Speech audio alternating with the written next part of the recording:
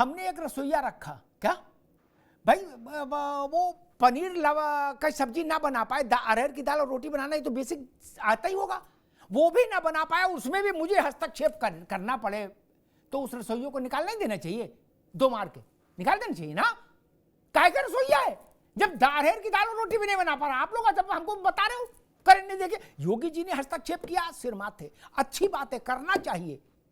राजा की आंख प्रजा की आंख से संचालित होनी चाहिए, लेकिन वो कौन लोग हैं जो अरहर की दाल भी नहीं बना पा रहे और रसोईया का सर्टिफिकेट लिए घूम रहे हैं, आयोग में बैठे हैं या मंत्रालय में बैठे हैं? मैं उनकी तफ्तीश कर रहा हूं ऋचा जी। बिल्कुल अमिताभ सर, जनता का शासन, लोकतंत्र में जनता का शासन जनता के लिए और जनता के द्वारा होता है, और उसी को आज चरितार्थ किया है आदरणीय योगी आदित्यनाथ जी ने, जब उन्होंने, क्योंकि आदरणीय योगी आदित्यनाथ जी वो व्यक्ति हैं जो इस देश के युवाओं को और इस देश की जनता को अपना परिवार मानते हैं, और अपने परिवार के हित में जो फैसला लिया जा सकता था, जो छात्रों की बड़ी मांग थी, आज उसको माना गया है, रास्ता निकाला गया है। और लेकिन मैं इसमें एक बात कहना चाहती हूँ कि लोक सेवा एक स्वायत्त संस्था है, उसने कुछ फैसले किए थे जिसको रिचा जी ये हजम नहीं हो गया, मेरा गिलास पानी भी खत्म हो गया, ये अंदर नहीं जाएगी बात स्वायत्त वाली, हम छोड़ो, सब स्वायत्त हैं देश में। अमिताभ सर मेरी बात पूरी जाने दीजिए। तो उसने कुछ फैसला लिया, उसको लेकर छात्रों की असंतुष्टि थी, छात्रों ने अपनी असंतुष्टि प्रकट की, 3 दिन से शांतिपूर्ण धरना चल रहा था और छात्रों के साथ शासन प्रशासन लगातार संवाद कर रहा था। हमारे प्रदेश अध्यक्ष जी ने भी पहले दिन कहा था कि उत्तर प्रदेश के युवा हमारे बच्चे हैं, उनका ये स्टेटमेंट था। आदरणीय केशव प्रसाद मौर्य जी का ये स्टेटमेंट था कि छात्र हित में संजीदगी से इसका रास्ता निकाला जाना चाहिए, और इसी टीवी चैनल पर बैठकर मैंने भी इस बात को कहा था। एक मिनट चित्रांशी जी, आप हमारे साथी, मैं आपको बधाई देना चाहती हूँ कि आप लोगों ने एक बड़ी अपनी मांग को जीता है, लेकिन अगर उसमें कोई पक्ष है तो उसको भी हमें ईमानदारी से सुनना चाहिए। और हम लोगों ने पहले दिन भी इस बात को कहा था कि रास्ता निकालने की कोशिश की जा रही है, संवाद स्थापित किया जा रहा है, संवेदनशीलता के साथ संवाद स्थापित किया जा रहा है, क्योंकि सरकार की और आदरणीय योगी आदित्यनाथ जी की प्रतिबद्धता है कि परीक्षाएं पारदर्शी ढंग से हो, पेपर आउट ना हो, पेपर लीक ना हो, क्योंकि जिस तरीके का नेक्सस, मैं फिर से अंत में कहूंगी कि समाजवादी पार्टी ने एक नेक्सस छोड़ा था, उसको तोड़ने का काम आदरणीय योगी आदित्यनाथ जी ने किया है। और चित्रांशी जी हमारे साथी बैठे हुए हैं, ये ज्यादा जानते होंगे इस बात को कि किस तरीके से ऑब्जेक्टिव पेपर को लेकर, साथ ही स्केलिंग को लेकर छात्रों की जो बड़ी समस्याएं थी, इसको हल करने का काम आदरणीय योगी आदित्यनाथ जी की अध्यक्षता वाली कमेटी में किया गया। जी ठीक है डॉक्टर ऋचा, ठीक बात कही आपने, लेकिन फिर भी मेरे सवाल वहीं खड़े हैं और उतने ही उग्र रूप में खड़े हैं। मुझे हस्तक्षेप क्यों करना पड़े रोटी बनाने वाले के काम में? क्यों करना पड़ा? उस रसोइयों को बाहर करिए, जेल भेजिए। आप समझ रहे हैं मैं क्या कह रहा हूं? सारे जी काजू खाते रहेंगे और ये सब चलता रहेगा? नहीं, ये स्वीकार्य नहीं। मेरी सलाह मान लेंगे, फायदे में रहेंगे, नहीं मानेंगे तो फिर आपकी मर्जी। पहला पेपर आउट हुआ था तभी 10-5 अधिकारी नप गए होते, कॉपियां एक बार जला दी गई थी, कौन सा आयोग था वहां, लड़के गए कि कॉपी भेज लाओ तो कोर्ट को कॉपी नहीं मिली। उसी वक्त अगर 2-4 IAS जेल चले गए होते तो ये PCS जे का लफड़ा नहीं होता ऋचा जी, है ना? नहीं होता भैया। ये बड़ा प्रश्न है। मैं आऊंगा आपके पास द्विवेदी जी। शिवांग माथुर हमारे साथ जुड़े हैं प्रयागराज से, हमारे संवाददाता। शिवांग, शिवांग आपको मेरी आवाज आ रही है?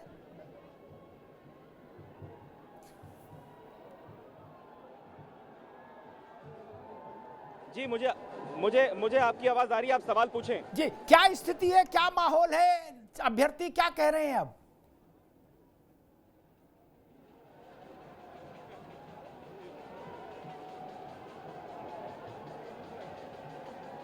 देखिए, पहले मैं आपको यहाँ की जो यथास्थिति है वो दिखवा देता हूँ। कपिल, आप जरा एक बार दिखाएं।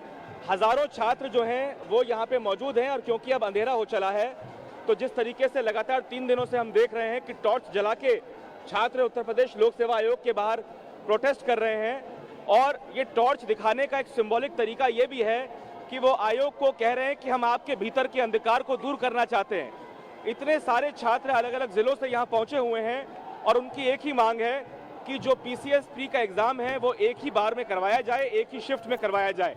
इसके अलावा जो आरओ और एआरओ का एग्जाम है वो भी एक बार में करवाया जाए, एक ही चरण में करवाया जाए, क्योंकि कई बार पेपर लीक हो जाता है, कई बार दूसरी तरह की चीजें होती हैं।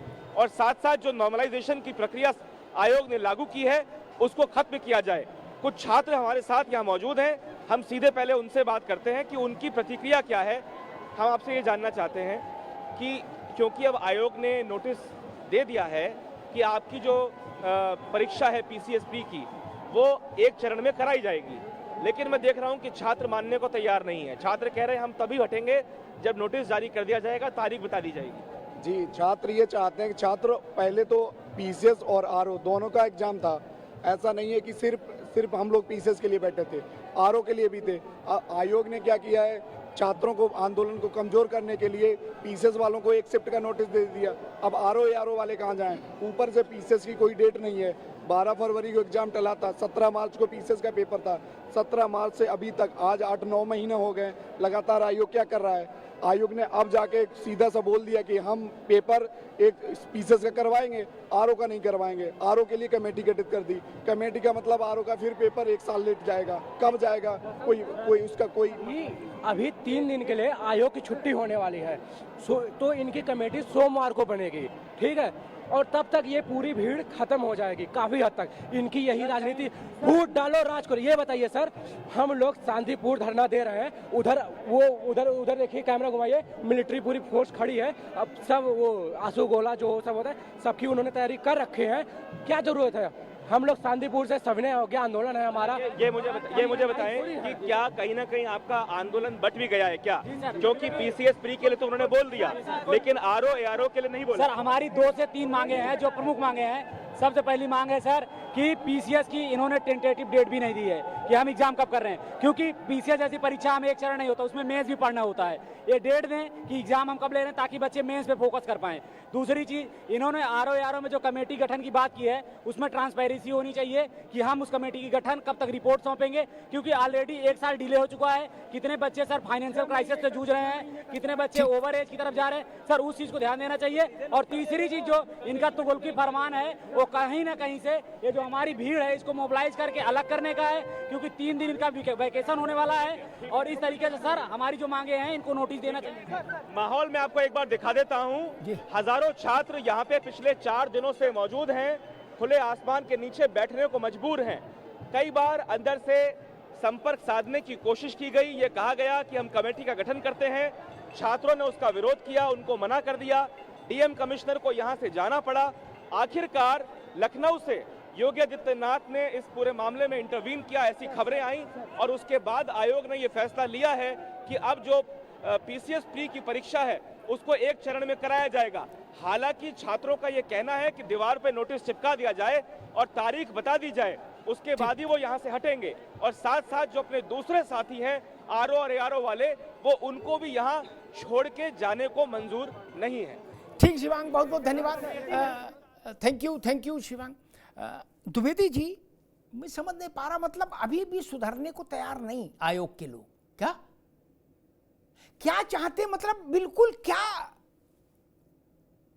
कितनी किरकिरी कराना चाहते हैं? परीक्षा एक शिफ्ट में कराएंगे पीसीएस की, 18 दिसंबर को कराएंगे। एक हाइपोथेटिकल बात कह रहा हूं, 20 दिसंबर। ये तारीख टाइप करने में ज्यादा समस्या थी क्या? एक झंझट खत्म होता। आरओ की कमेटी इस तारीख को बनेगी, इस तारीख को रिपोर्ट दे देगी, इस तारीख को हम फैसला दे देंगे। ये 3 बातें लिखने में क्या समस्या थी द्विवेदी जी? नहीं, देखिए, तारीख नहीं तो इसलिए नहीं दे सकते कि सेंटर का उनको इंतजाम करना है, और जब इंतजाम हो जाएगा तभी तारीख की बात कर पाएंगे। लेकिन इनको डिक्लेयर करने में, लेकिन जो सबसे मुसीबत की बात है कि बच्चों के मन में सरकार को लेकर के ऐसी बातें हैं जैसे वो कोई उनकी विपक्षी पार्टी है। ऐसा माहौल बनना कितना खराब है।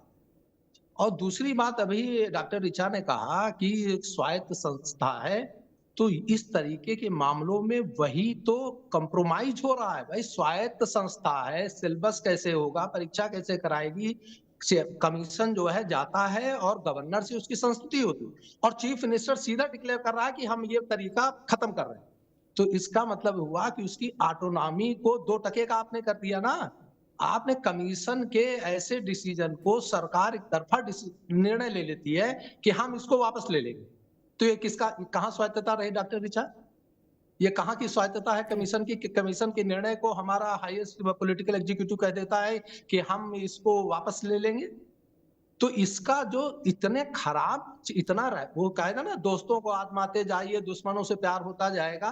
तो ये तो इस तरीके के लोगों को ये दोस्ती किए बैठे हैं कि इनको तो दूसरे लोगों की जरूरत ही नहीं। अशोक यादव जी को तो कुछ भी नहीं मेहनत करना पड़ा और 10-20 लाख वोट इनकी तरफ आ गया।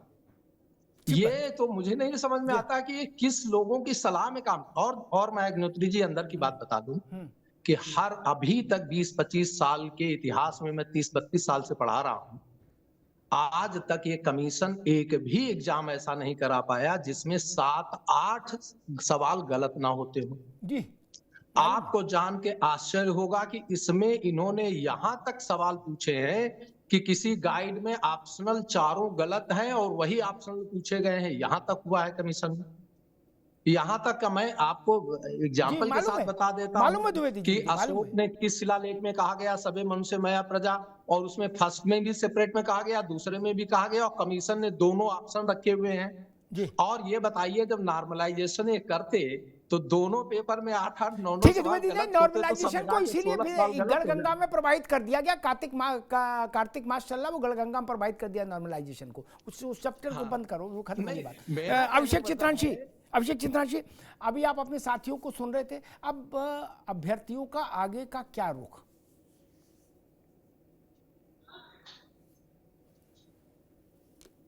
अभिषेक, आपको मेरी आवाज आ रही है? तो मेरा प्रश्न है, आगे अब क्या? सर मैं ये कहना चाह रहा था कि सर समस्या सिर्फ इतनी सी है ना कि अभी तो नोटिस जो आ गई, सर आपने मुझसे कहा एज अ गार्जियन, मैंने इस बात को मान लिया कि हाँ ठीक है पेपर बढ़ गया है, it is fine, but date is not yet clear. तो सर ये मैं कहना चाह रहा था कि जो हमारे साथी अभी जुड़ रहे थे आपके संवाददाता के माध्यम से, उनकी भी सेम समस्या यही थी कि डेट अभी कंफर्म नहीं हो पाई है। दूसरी बात सर, मैं एक चीज कहना चाह रहा हूँ कि आज 14 नवंबर है, बाल दिवस है। 3 दिन के संघर्ष के बाद बाल दिवस को सुबह सुबह सर हमारे साथियों को लाठी मार के उसे डिटेन भी कर लिया गया है। अगर सर ऐसे ही सरकारों को करना होता है फिर हम 3 दिन से अपनी मांग क्यों कर रहे थे सर? और सर ये ऋचा जी कह रही थी कि आपके लिए बहुत अच्छे से सरकार हमारी बहुत अच्छा काम कर रही है और तरह तरह की बातें, बहुत अच्छा। हमारा सर सरकार से कोई विरोधी नहीं है sir, we are just discussing and demanding our examination, जो कि हमें मिला 1 शिफ्ट का मिला। डेट अभी क्लियर नहीं है सर अभी। दूसरी बात सर, 14 नवंबर को ऐसा गिफ्ट बच्चों कौन देता है सर? 72-73 घंटे से हम लगे पड़े थे, सुबह सुबह ही सर हमारे साथी अटेंड कर लिया गया। हमारे साथी जो कि साथ में मेंस लिख रहे हैं, अभिषेक, अंकित, आशुतोष भाई, सबको सर जो कि अटेंड कर लिया गया, डिटेन कर लिया गया, और अभी तक उनकी रिहाई नहीं हो पाई है जी। उस पर भी कुछ कराइए सर। ठीक अभिषेक जी, मानकर चलिए कि 12 से 18 घंटे के भीतर आपके जितने साथी हैं वो सब बाहर होंगे। 12 से 18 घंटे के भीतर सारे बच्चे बाहर होंगे, मानकर चलिए, इसमें कहीं कोई दिक्कत नहीं। अशोक यादव जी, मैं वही समझना चाह रहा हूँ कि ये संस्थाएं ऐसा काम करती हैं, भाई जब एक बार फैसला हो गया कि क्या करना है तो पूरा रोड मैप ही सार्वजनिक कर दो, ताकि गुस्से की, आक्रोश की कोई वजह ही नहीं रहे। नहीं अमिताभ जी, ऐसा है कि इसमें सरकार का या यूपीपीएससी का कोई हृदय परिवर्तन नहीं हुआ है बच्चों के प्रति। कि अगर इसको कोई सोचे कि सरकार का हृदय परिवर्तन हो गया या लोकसभा आयोग का हृदय परिवर्तन हो गया, ऐसी बात नहीं है। ये भी अपने आप में एक साजिश का ही एक हिस्सा है कि बच्चों को डिवाइड करो पीसीएस में, आरओ में, उसके बाद कुछ ऐसा साजिश करो, लिंगर आर्म करो, ताकि ये आंदोलन जो चुनाव निकल जाए। बस देखिए, ये चुनाव भी एक बहुत बड़ा फैक्टर है सरकार को बैकफुट पे लाने के लिए। अभी चूंकि ये पॉलिटिकल मामला है, अभी द्विवेदी साहब ने कहा, तो चुनाव भी एक बहुत बड़ा फैक्टर है। सरकार को लगा कि इससे बहुत बड़ा नुकसान हो जाएगा हमारा। अमिताभ जी देखिए, जो जेन्युइन बात वो है, फिल्मों में जो दिखाता है कि एक बड़े जमींदार ठाकुर साहब हैं, उनके लठैत हैं, जाके किसी को पीट के चले जाते हैं, फिर वो लोग जब गांव वाले का हमला, गांव वाले जब आंदोलन मतलब जुटते हैं, आंदोलन करते हैं, तो फिर एक साजिश के तहत जो मेन जो जमींदार साहब हैं, ठाकुर साहब आते हैं और अपने लठैतों को डांट देते हैं, फिर पीछे से उन्हीं को लोग हल्ला मचा रहे हैं, ठाकुर साहब बहुत दयालु हैं, ठाकुर साहब बहुत अच्छे हैं, बहुत अच्छे हैं। तो इस तरह का जो महिमा मंडन हो रहा है ना, ये गलत है अमिताभ जी। इसमें पूरी संलिप्तता सरकार की है। कहीं से इसमें अगर ये कहा जाए कि खाली जो आयोग दोषी है, ये बात 100% गलत है। ये पूरी सरकार की जो भारतीय जनता पार्टी की इसमें साजिश है, और साजिश एक ही नहीं है, लगातार साजिश। जो नीट यूजी का आप याद कर लीजिए, नीट यूजी की परीक्षा में कैसे 50-50 टॉपर बना दिए जाते हैं, कैसे कैसे एक सेंटर से 6-6 टॉपर निकल जाते हैं।